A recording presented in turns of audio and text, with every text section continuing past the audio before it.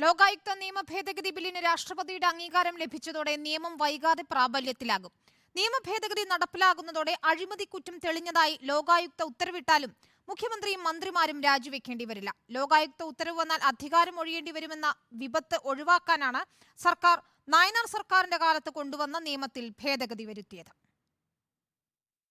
1999-ൽ ഇ.കെ. നായനാർ സർക്കാരിൽ നിയമമന്ത്രിയായിരുന്ന ഇ. ചന്ദ്രശേഖരൻ നായർ അവതരിപ്പിച്ച് പാസാക്കിയ ലോകായുക്ത നിയമം അനുസരിച്ച് അഴിമതിക്കുറ്റം തെളിഞ്ഞാൽ പൊതുപ്രവർത്തകർ അവർ വഹിക്കുന്ന അധികാരസ്ഥാനം ഒഴിയണം. ബന്ധുനിയമന വിവാദത്തിൽ ഡോക്ടർ കെ.ടി. ജലീലിന് മന്ത്രിസ്ഥാനം രാജിവെക്കേണ്ടി വന്നതും ദുരിതാശ്വാസ നിധി വകമാറ്റിയതിൽ മുഖ്യമന്ത്രിക്കെതിരെ ലോകായുക്തയിൽ പരാതി വന്നതിനെ തുടർന്നാണ് സർക്കാർ ചരിത്ര നിയമം ഭേദഗതി ചെയ്തത്. നിയമത്തിലെ 12-14 വകുപ്പുകൾ ഭേദഗതി ചെയ്തുകൊണ്ട് ലോകായുക്ത ഉത്തരവുകൾക്കുമേൽ സ്പീക്കർക്കും മുഖ്യമന്ത്രിക്കും നിയമസഭയ്ക്കും പുനഃപരിശോധന അധികാരം നൽകി. ഇതോടെ ലോകായുക്ത നിയമം പല്ലും നഖവും കൊഴിഞ്ഞ സിംഹത്തെപ്പോലെയായി. ആദ്യം ഓർഡിനൻസായി വന്ന ഭേദഗതിയിൽ ഗവർണർ ഒപ്പിട്ടിരുന്നു. പിന്നീട് നിയമമായപ്പോഴാണ് ജുഡീഷ്യൽ സ്ഥാപനത്തിന്റെ കണ്ടെത്തൽ പുനഃപരിശോധിക്കുമെന്ന വ്യവസ്ഥ നീതിന്യായ വ്യവസ്ഥയുടെ അടിസ്ഥാന സങ്കല്പത്തിൽ നിന്ന് എതിരാണ് ചൂണ്ടിക്കാട്ടി ഒപ്പിടാതിരുന്നത്.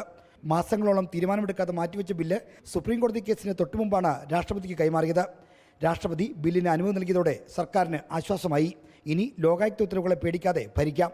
ഇടതു ഭരണകാലത്ത് കൊണ്ടുവന്ന നിയമത്തിന് മുനയൊടിച്ചത് മറ്റൊരു ഇടതു സർക്കാർ തന്നെയാണെന്നത് രണ്ടാം പിണറായി സർക്കാരിന്മേൽ പതിച്ചിരിക്കുന്ന തീരാ കളങ്കമാണ്. റിപ്പോർട്ടർ, തിരുവനന്തപുരം.